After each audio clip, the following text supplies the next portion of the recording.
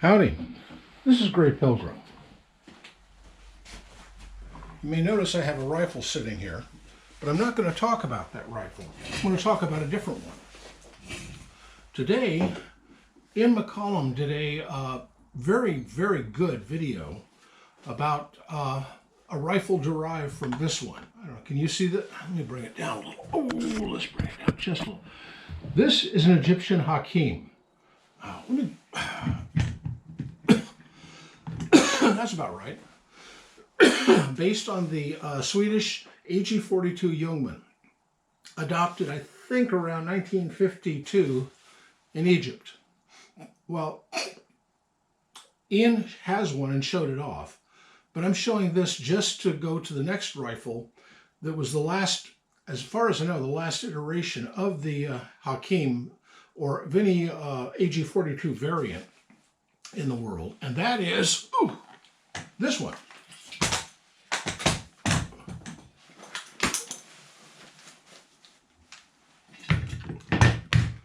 A Rasheed. Normally you won't see it in the room here because this sits in the closet of my bedroom, and it's my Repel Borders gun. It's an iteration of the SKS, sort of. I explained that in my video on this that I did recently, but Ian goes to a much more in-depth on the thing. He really goes in-depth about the history.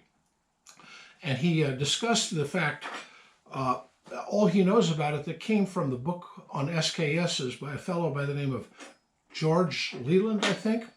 I can't remember exactly, but I just ordered a copy. I didn't realize that it had a chapter on the Rasheed. This is a Rasheed, which is an interesting development of the AG-42, and it's a really robust little rifle. I did discuss a few aspects of the history of this. Ian went into great depths on that. My history was a little more topical and more of a monologue based on my understanding. He got one fact right that I got wrong, which is the number of these that were imported, which was a scotch more than 7,000, which is maybe right. I say that, well, most of these we picked up from war surplus that were, I think it was Century Arms that brought them in, and they got them from, Israel, because in 68, I think, the Israeli-Arab War then, the joke was hardly ever used, only dropped in the sand once. He did mention one thing, which is that the Rasheed and the Hakim only come with one magazine. Well, I was at a gun store, many years ago, and the guy had a bunch of miscellaneous magazines that he didn't know what they were to, including a spare Rasheed magazine. He also sold me a spare Hakim magazine. Again, he didn't know what it was. Problem is that most of the ones you buy surplus today are missing the magazine. Well, sorry guys, I happen to have a couple of them. You can buy them. I think Numerich sells a reproduction. Also, he discussed and now he's got a much better camera than mine, so when he shows it, you can really see it well. The gas port right here. Well, when these came in, they came in with a red plastic little tool for adjusting the gas port, because the gas port uses this, almost triangular arced sort of surface. I found a machinist who made this, which is exactly right for both of these, for the gas port. Fits here, and then you can adjust it as you need. And the problem with those plastic ones is originally these were both so caked up that it didn't work. And another aspect that he mentioned is it has a gas tube and does a direct gas impingement on this cup right here, which fits directly on the bolt. The problem with this, as versus an SKS, the SKS one had a chrome-lined gas tube in it. The Rasheed is not chrome-lined, and if you get them surplus, which all of them are, it's a good idea to ream them because most of them, due to the use of caustic ammunition and, well, what I've got these loaded with is Chinese. This copper washed iron or steel magazines and I don't know, copper jacketed rounds in it. But anyway, they tend to rust up the gas port or the gas tube. So you got to really clean them well. But the only real way to clean it down the gas tube is to completely disassemble it and take the tube out, which I did, and I reamed it, and I cleaned it, and I cleaned it again, and I oiled the heck out of it. The Rasheed and the Hakim are, well, the Hakim is really, because of this muzzle brake, it has some really loud reporting when it goes off. I mean, it is friggin' loud. The Rasheed here has a good little kick to it. This is an 8 Mauser. This is a 7.62 by 39, like every SKS variant, except the VZ52, which I heard Egypt also used. It bought a bunch of those from Czechoslovakia. I've also got one of those on the wall over there, and an SKS. Well, a Type 54, is it 56, Chinese, which is an SKS variant. The only major difference between it and an SKS, because it does have a machined receiver, just like an SKS, is that the bayonet on the thing is a spike bayonet. This one is very much like an SKS one, and according to Ian, where the magazine attaches here, you could put a magazine on it a bayonet from an SKS, but that it won't cycle up and over like the SKS one. Let me do this right. It's been a while since I've done this. It's been a long while since I've done this. You push and turn, as I recall. Well, to heck with it. That one's stuck. I'm going to have to work on that a little bit. But the sight works well. It also has the cap on it, but I also have never seen the grenade launcher or the muzzle device for blank firing. I know what it would look like because I happen to have a couple of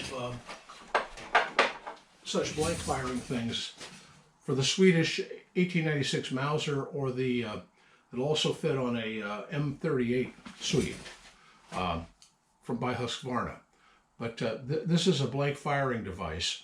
The blanks for the Swede are basically a regular round with a wooden bullet.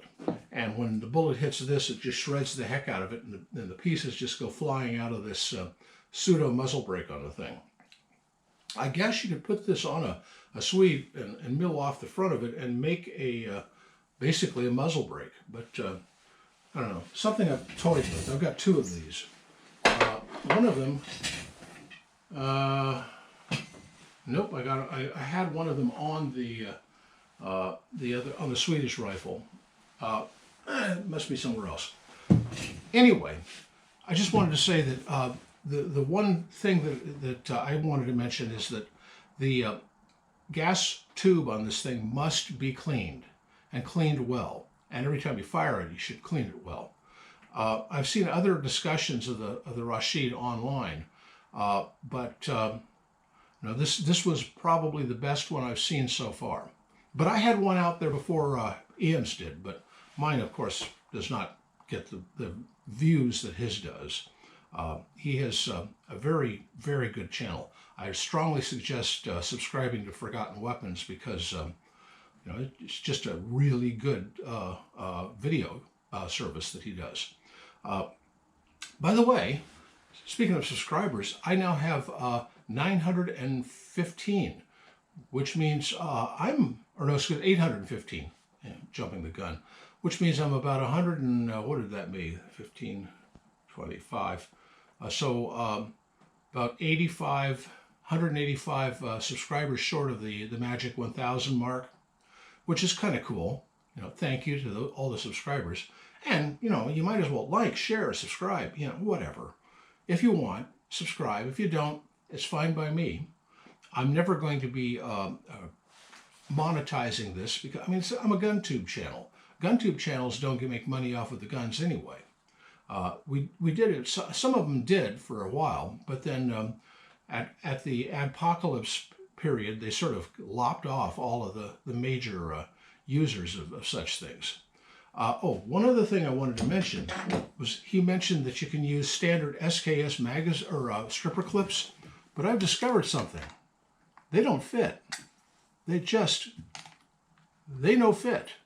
This thing is just milled a scotch too small to fit an SKS stripper clip.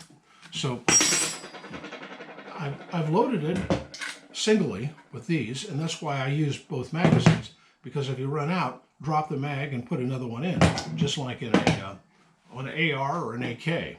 But at least it'll give you 20 rounds because it's a 10-round magazine. I experimented with an MG13 magazine for my Hakim. The MG13 mag is a German one. You have to put some different lips on this, but it works in this magazine well.